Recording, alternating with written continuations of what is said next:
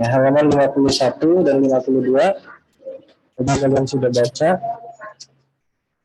tentang yang berjudul mengarungi lautan demi kemanusiaan. Ya, ini cerita tentang tenaga kesehatan yang melakukan tugasnya. Apa Prisel? Ayo belajar ya Pak. Ayo membaca. Halaman 51. Ini cerita tentang tenaga kesehatan atau petugas kesehatan yang melaksanakan tugasnya di Maluku.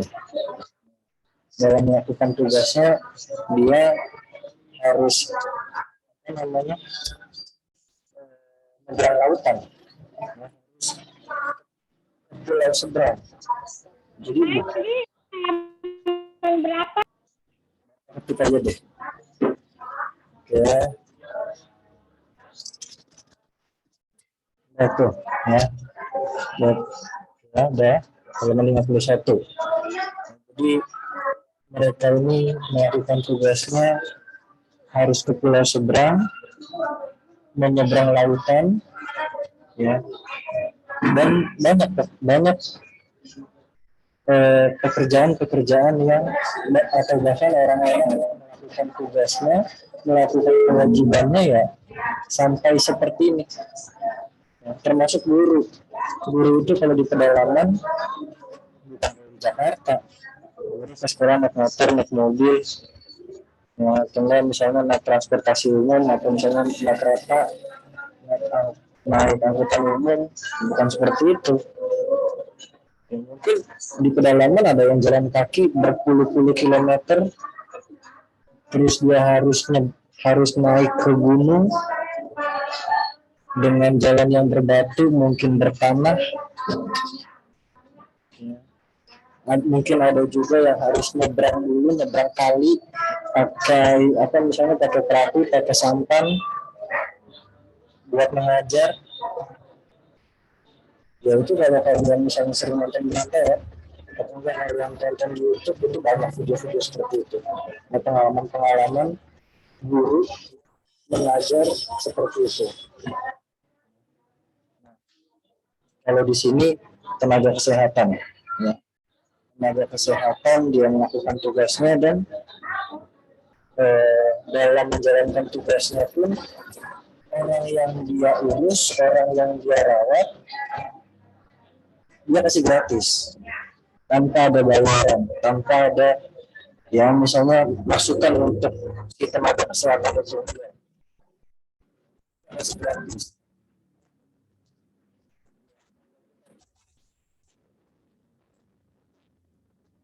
Kerja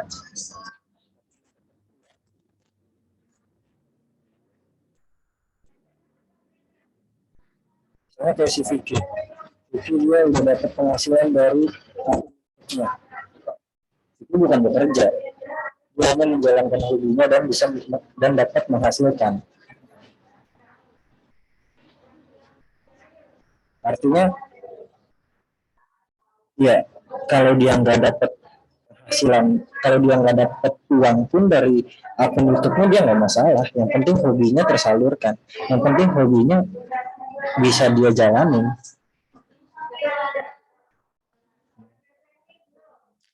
Nah, apalagi nih bekerja di bidang kesehatan, mereka perginya aja harus nyebrang lautan, sampai sana dikasih gratis. Nah, cuma ya memang untuk orang-orang seperti ini ya memang harus butuh ya sabar, tulus, melakukan semuanya walaupun susah, tapi tulus, nggak minta pamrih, dan sedikit untuk orang-orang seperti ini. Ya. Itu cerita di halaman 51. Ini kalau di buku ini Diana ya. Diana. Ya. Oke. Nah, kita lanjut ke Ayo belajar di halaman 53. Halaman 53 itu ya ingat dulu deh. Halaman 53 itu ini pelajaran bahasa Indonesia. Pelajaran bahasa Indonesia tentang kalimat konotasi dan kalimat denotasi. Dengar ini? Kalimat konotasi, denotasi. Di kelas 3 pernah dengar? Ada sih, tapi Belum. Udah pernah dengar belum? Bisa duduk bisa. Udah pernah dengar belum? Kalimat denotasi konotasi. Bisa videonya nyalain bisa. Iya. Bahasa orang. Ya. Oke. Kalimat oke. Dapat jelasin ya.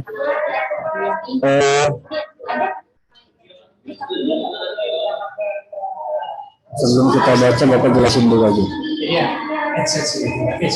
Jadi dalam kalimat itu ada kalimat konotasi, ada juga kalimat denotasi.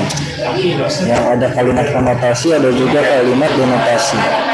Nah, dalam kalimat di bahasa Indonesia ada dua unsur ini. Ada dua unsur ini. Dan gini. Intinya gini, apa sih bedanya kalimat konotasi sama denotasi? Kalau kalimat konotasi ini perbedaannya di makna kalimat, di arti kalimatnya. Kalau kalimat konotasi itu arti kalimatnya itu memiliki arti kiasan. Kiasan itu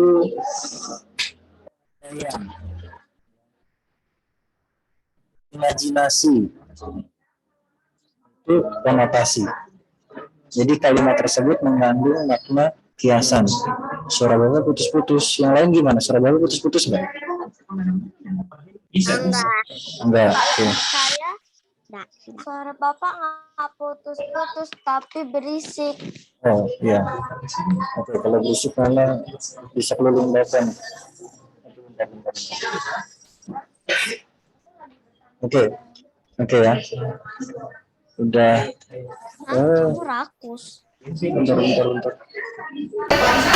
Kalau begini lebih berisik lagi atau enggak? Lebih berisik. Oke. Nah, sekarang Sudah kita ya. Kalau berisik itu memang sekitar Bapak yang berisik.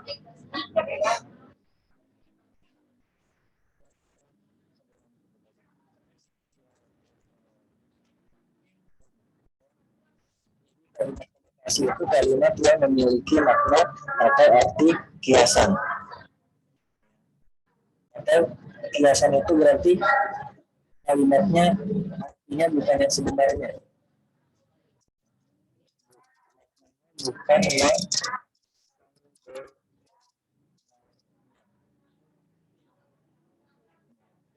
denotasi kebalikannya.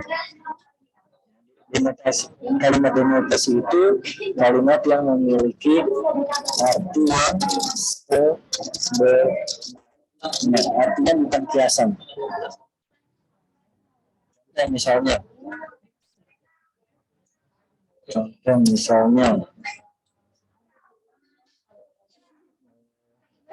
kita bingung memegangnya.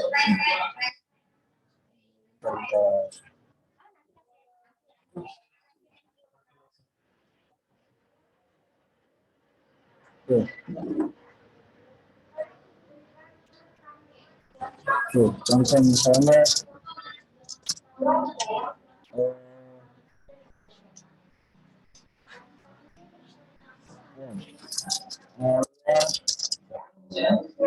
sorry. Kerja ayah sedang mengalami tempat kerja ayah sedang mengalami gulung tikar. Ini kalimat konotasi nih. Contohnya, kalau kalimat denotasi, Vicky sedang gulung tikar setelah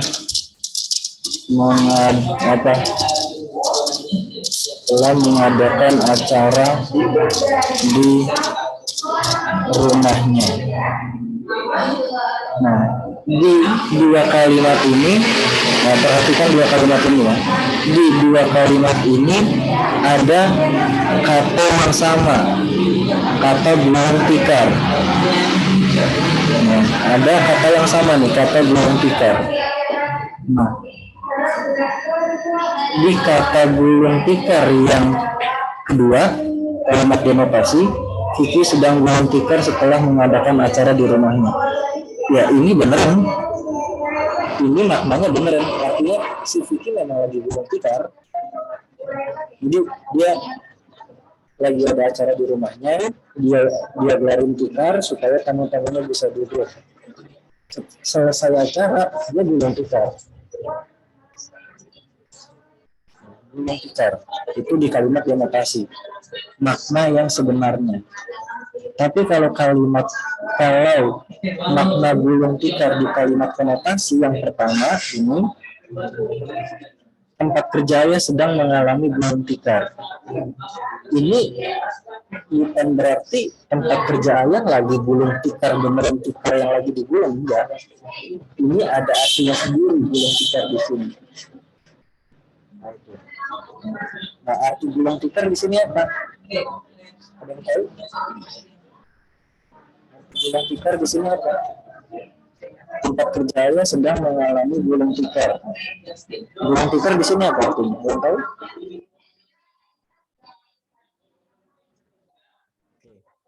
Artinya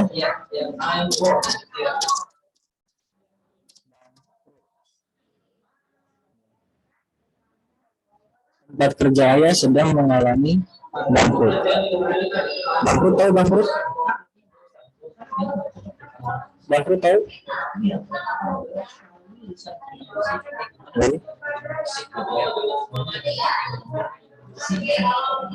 Bangkrut apa? Bangkrut tidak laku, ya nggak laku, nggak tahu rugi. Nah itu. Jadi makna gulung tikar di kalimat konotasi ini maknanya bangkrut, bukan beneran gulung tikar. Bukan beneran gulung tikar. Yang beneran gulung tikar itu ada di kalimat denotasi. Yang beneran gulung tikar itu ada di kalimat kedua. Vicky sedang gulung tikar setelah mengadakan acara di beneran gulung tikar. Tapi kalau ini tempat kerja sedang mengalami gulung tikar, ini bukan dia lagi tempat kerja enggak. Tempat kerja sedang bangkrut.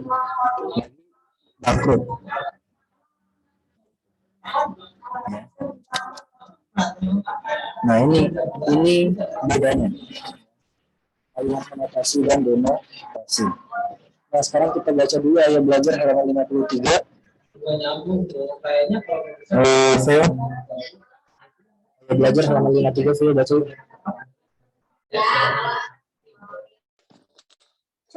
Coba perhatikan kembali cerita mengaruhi lautan demi kemanusiaan.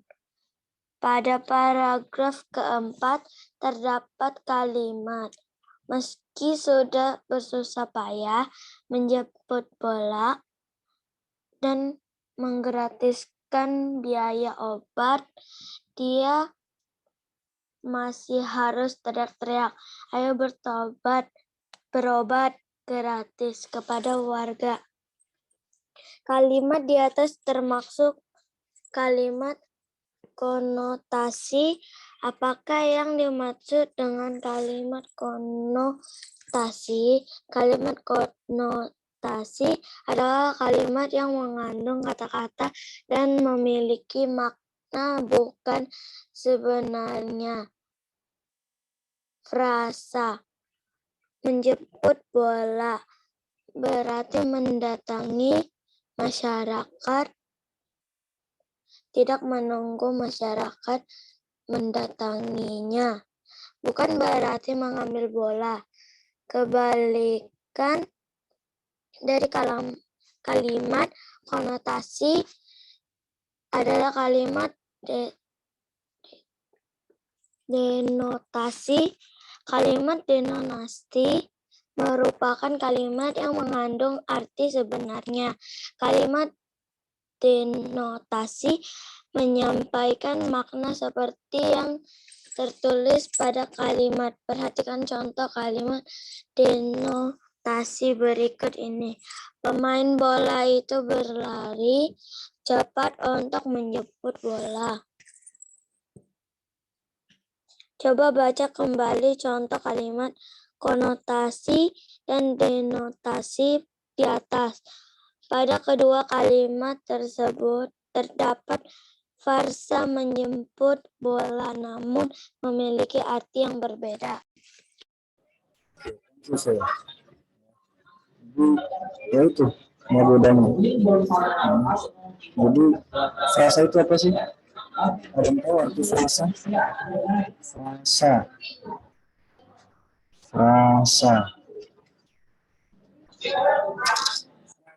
Frasa tuh frasaan Pak, bukan frasaan. Frasa. Tahu arti frasa? Frasa itu artinya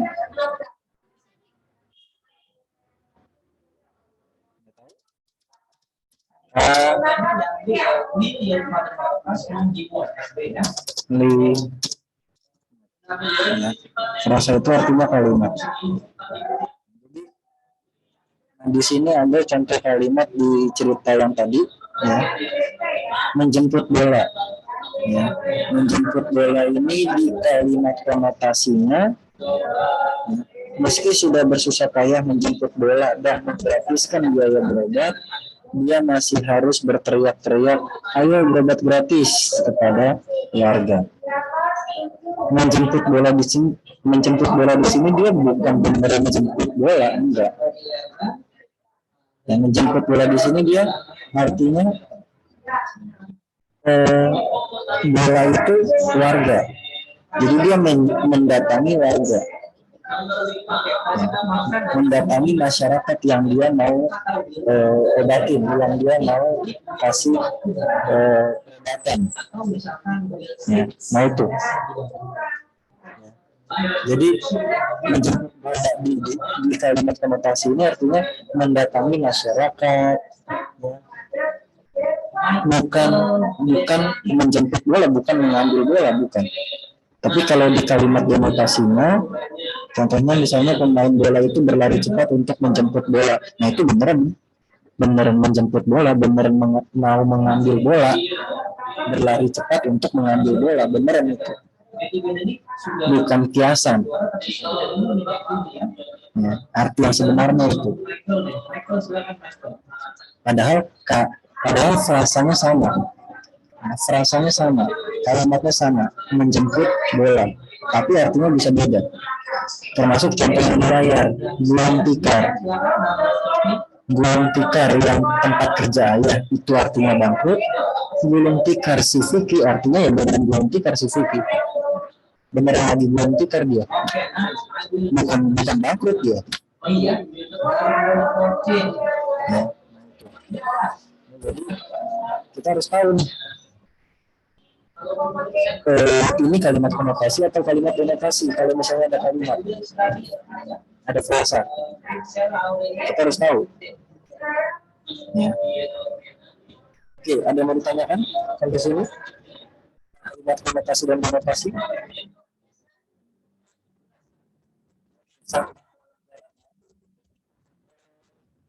Kalian kerjain bawah.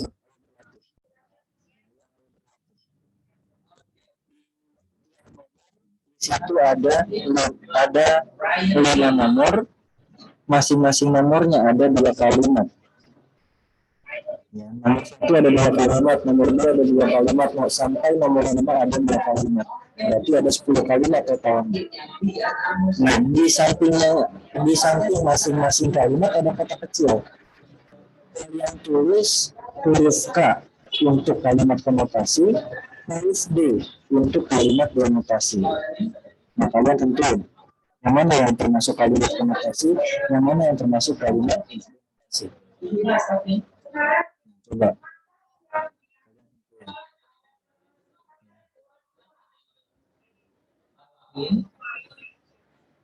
Cari frase yang sama. Ya. Contoh misalnya nomor 1, hati-hati berteman dengannya, ia dikenal panjang tangan. Kalimat pertama. Kalimat kedua, Ardi memiliki tangan yang panjang, lebih panjang dari tangan manusia pada umumnya. Panjang tangan. Yang mana yang denotasi, yang mana yang konotasi. Nah, itu. Coba ditulis di kotak kecil yang samping. Huruf D untuk denotasi, huruf K untuk konotasi. Tuh, silakan dikerjakan dulu. Coba, kalau sudah selesai kasih tahu ya. Yang masih bingung tanya.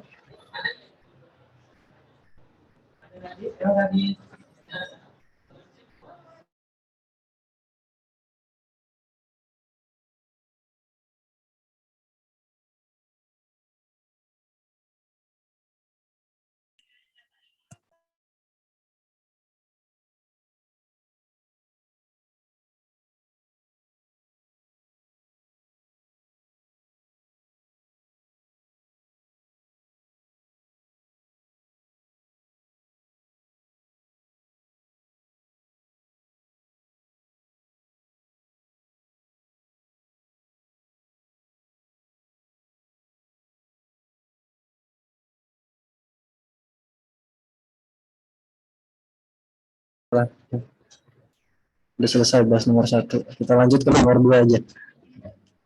Oke, nomor 2. Nomor 2, Irwin. Kalimat pertama dulu, Irwin.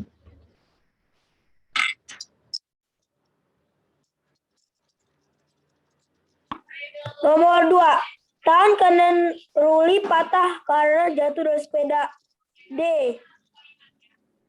Karena kejujurannya, Pak Budi ditunjuk sebagai tangan kanan Menteri. K.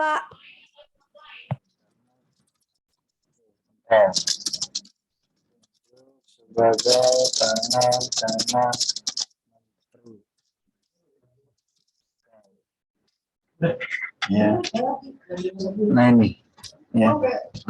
Kalimat yang pertama, tangan kanan Ruli patah karena jatuh dari sepeda.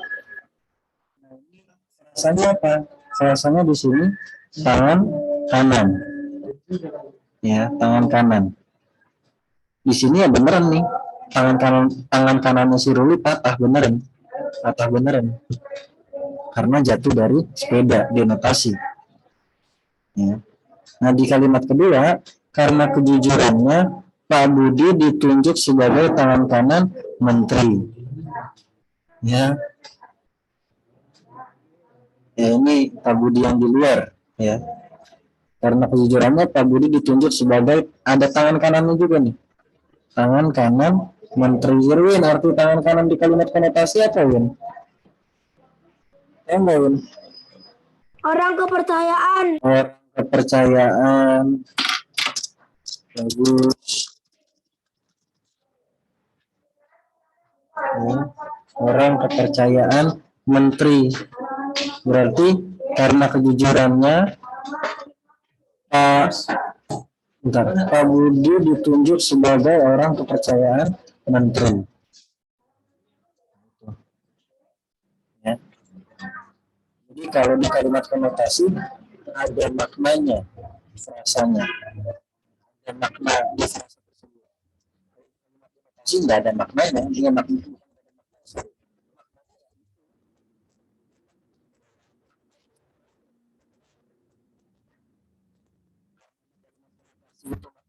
Jadi ada makna yang sebenarnya.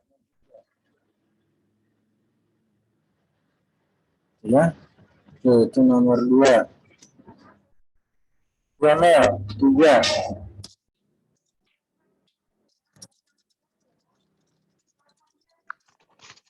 Nomor 3. Isma sedang mengumpulkan daun-daun yang gugur. D.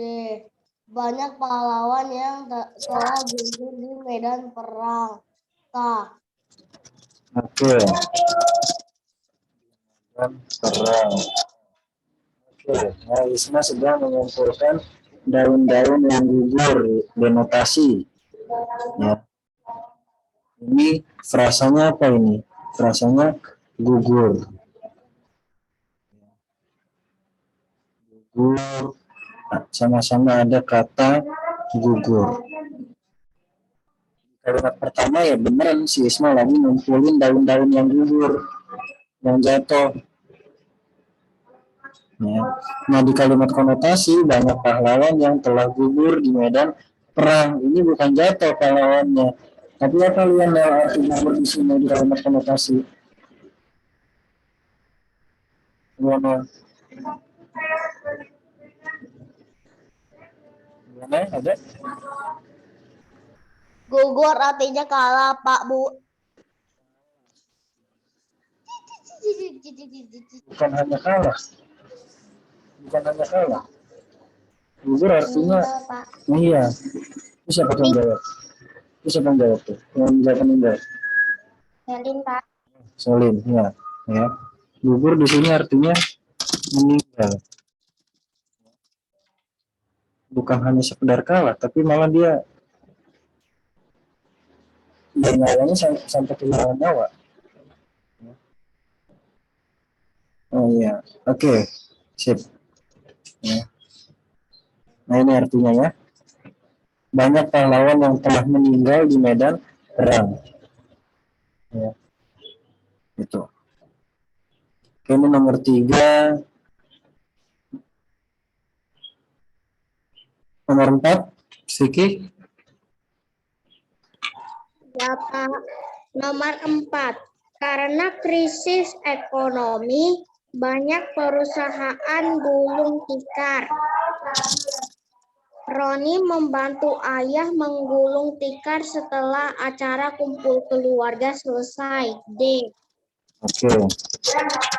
Nah, gampang ini kan Vicky. Ini siapa nggak baca soal tadi? Ini mah udah. Ya, oke. Ya. Acara kumpul keluarga selesai. Nah, yang kalimat pertama ini Kak. Ini sudah kita bahas tadi ya. Ini tadi gulung tikar di sini artinya bangkrut. Ya. Bangkrut. Gulung tikar. Menggulung tikar.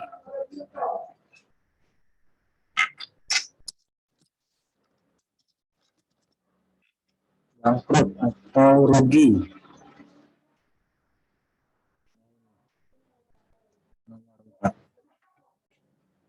Oke. Yang salah diperbaiki ya. Yang salah diperbaiki. Bapak hapus nomor 1. Ya, Bapak menghapus yang nomor 1. Nomor 5. Tadi boleh tadi kamu angkat tangan boleh? Ayo nomornya boleh. Boleh.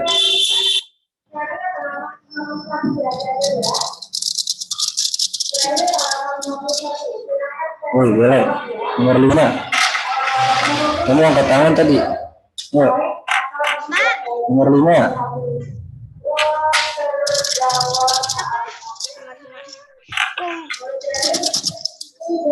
Membanteng memiliki kepala yang panas dibandingkan jenis lainnya.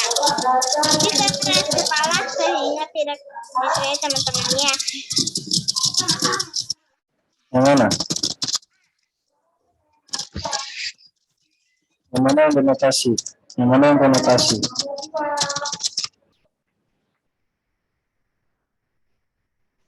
Bisa nggak?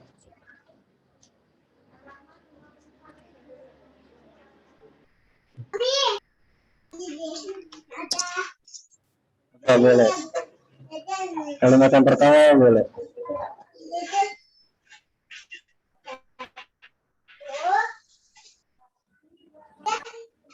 Yang apa?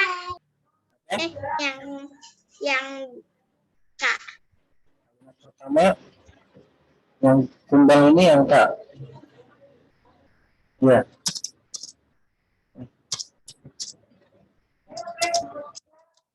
Kumbang ini yang kak, berarti yang bawah D.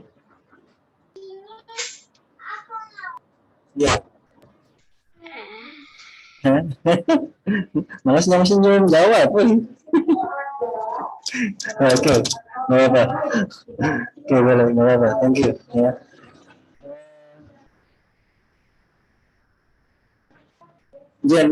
Jenica. Apa Jen? Coba Jen. Nomor 5. Kumbang banteng memiliki kepala yang keras dibandingkan kumbang jenis lainnya. Kumbang banteng.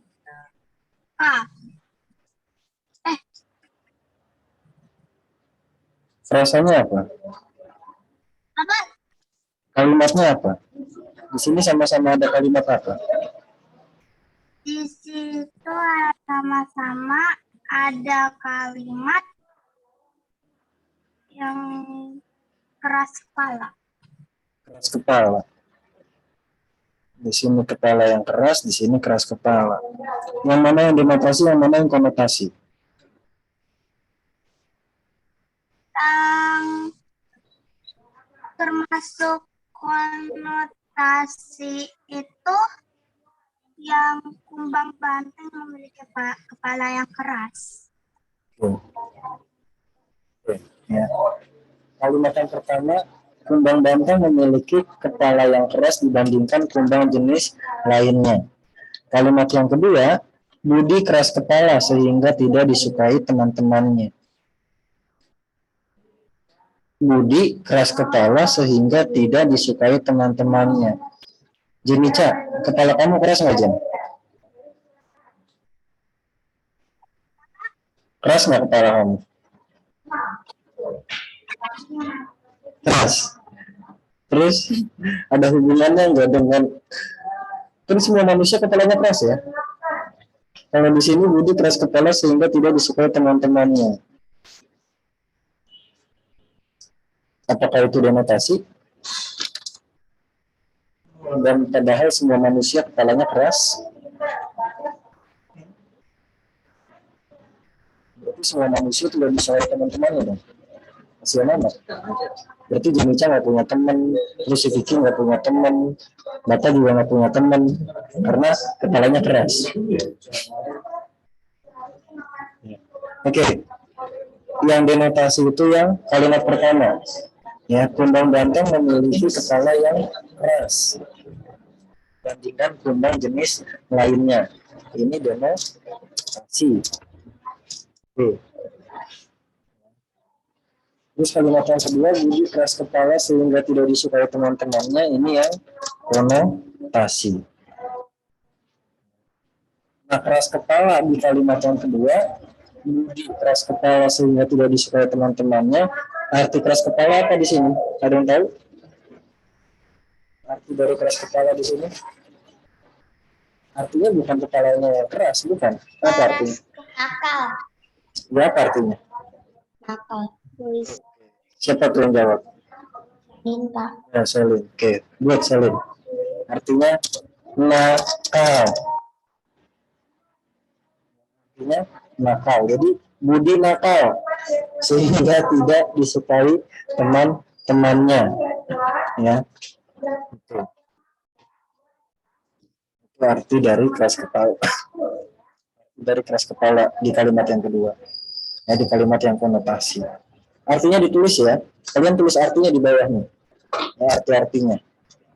Jadi kan nomor 1 panjang tangan artinya mencuri, ya, suka mencuri.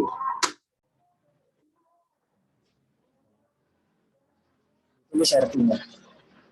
Karena banyak frasa-frasa konotasi.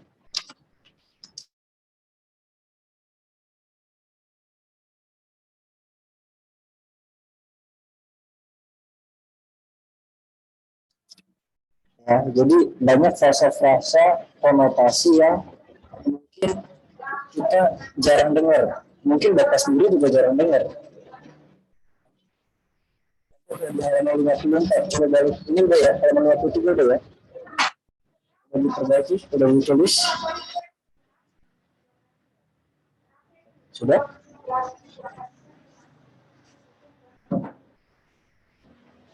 Ya. Kalau di halaman 54 ada tuh, dia yang menulis. Ya, ada kulit tinta, ya, ada kabar angin, ada rendah hati, ada banting tulang, ada lapang dada. Ya. Nah itu frasa-frasa yang memang pada umumnya ada di kalimat bahasa Indonesia, dan itu bisa dibuat dengan makna kalimat denotasi dan kalimat konotasi. Ya. Kulit tinta, kuli lagi tinta, kuli sama tinta. Ya artinya apa? Nah itu ada artinya. Kabar angin, ada kabar terus ada angin, artinya apa? Nah itu ada arti sendiri-sendiri.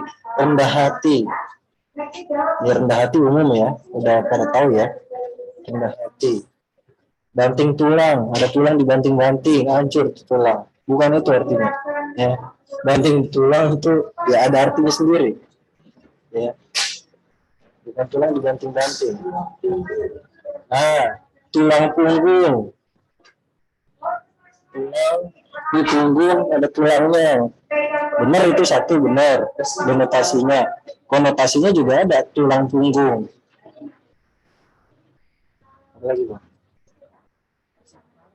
Oh, besar kepala. Tadi ada keras kepala, sekarang besar kepala.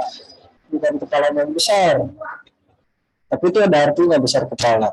Nah, Bapak nggak mau kasih tahu sekarang, nanti aja kita sambil latihan. Ya, jadi banyak frasa-frasa yang bisa dibuat dalam makna denotasi dan konotasi. Nah, tentunya di makna konotasi ya pasti ada maknanya frasa tersebut. Oke ya, nah itu bahasa Indonesia. Nah, halaman 54 saya menulis, kalian kerjakan selesai pembelajaran. Ya, setelah pembelajaran halaman 54 saya menulis jadi PR. Ya, kalian cari di kamus boleh, di internet boleh. Ya, di halaman 54 itu kalian disuruh apa ini perintahnya? Carilah makna konotasi berikut ini. Kemudian buatlah kalimatnya. Oh, nomor 1 kulit tinta. Artinya apa kulit tinta? Tulis di arti apa. Terus kalimat, kalian buat kalimatnya dari frasa kulit tinta. Terus sampai nomor 5. Artinya apa? Kalimatnya apa? Ya. Artinya ya boleh kalian cari di kamus, cari di internet ya. Silakan. Kalimatnya pun ya dibuat. Oke, ini sampai sini dulu kita tematiknya. Ya. Kalau sudah kita ke matematika, kita bahas yang tadi. Selin, kenapa Selin? Oh, kamu mau jawab matematika ya? Pencet, Kak. Iya. Oke.